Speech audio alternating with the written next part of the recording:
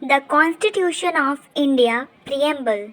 We, the people of India, having solemnly resolved to constitute India into a sovereign, socialist, secular, democratic republic, and to secure to all its citizens justice, social, economic, and political, liberty of thought, expression, belief, faith, and worship, equality of status and of opportunity, and to promote among them all fraternity, assuring the dignity of the individual and the unity and integrity of the nation.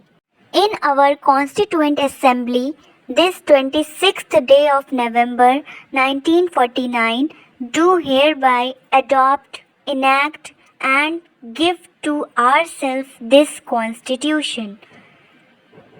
Thank you so much.